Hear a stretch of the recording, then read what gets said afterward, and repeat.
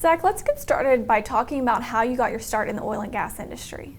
So I got my undergraduate degree in petroleum engineering from the University of Texas, and during my junior year I participated in the internship interview process through the engineering department and landed an internship that summer with El Paso Corporation. They had an E&P arm and interned with them that summer. Had a really fantastic summer, had a lot of really interesting projects. It was a really eye-opening experience into the industry.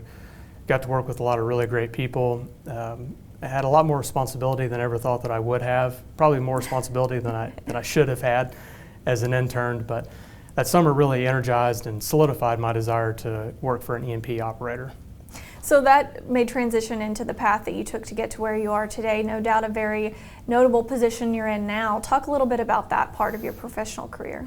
Yeah, so following up after I interned that summer, the company offered me a role to come back after graduation the following spring. So after having such a great summer experience, I accepted. And that summer I started working as a drilling engineer. And I did that for the first few years of my career, working different basins, drilling wells throughout the United States. And then later transitioned into reservoir engineering, production engineering, and completions roles really for the next couple of years after that. Also spent some time in new ventures, went to the corporate reserves group for a period of time, worked A&D, moved to Denver for a stint to fill a role that the company had asked me to fill. But I always kind of kept coming back to reservoir engineering. For me, reservoir engineering was really the discipline that connected engineering with the business side.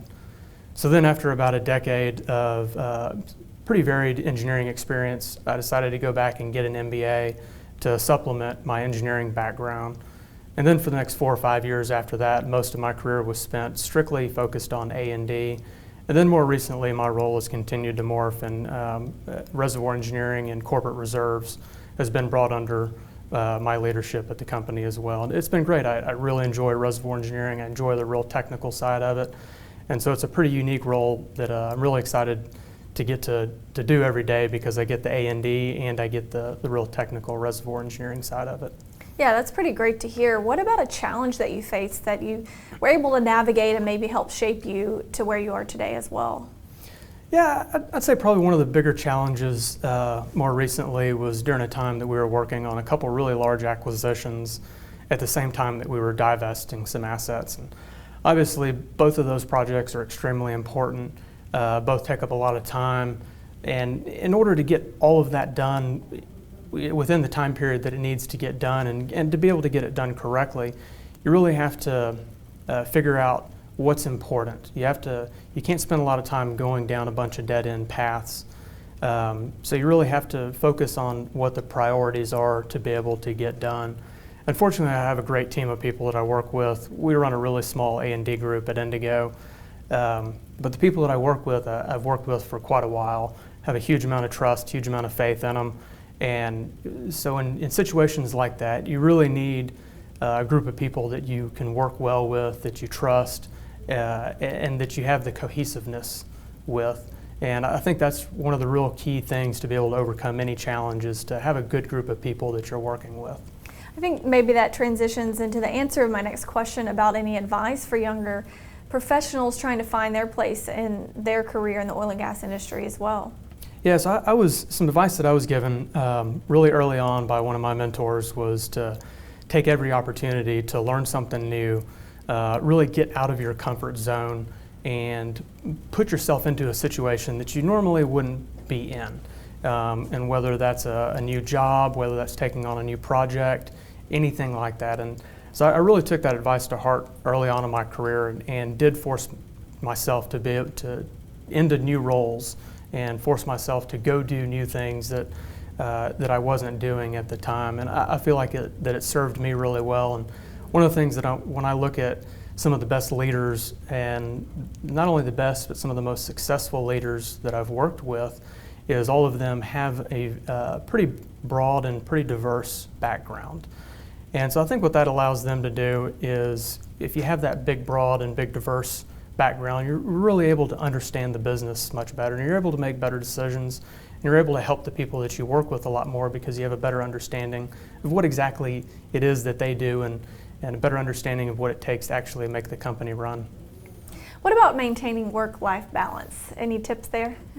Yeah, so I'm not sure if there's a work-life balance in today's COVID environment. True.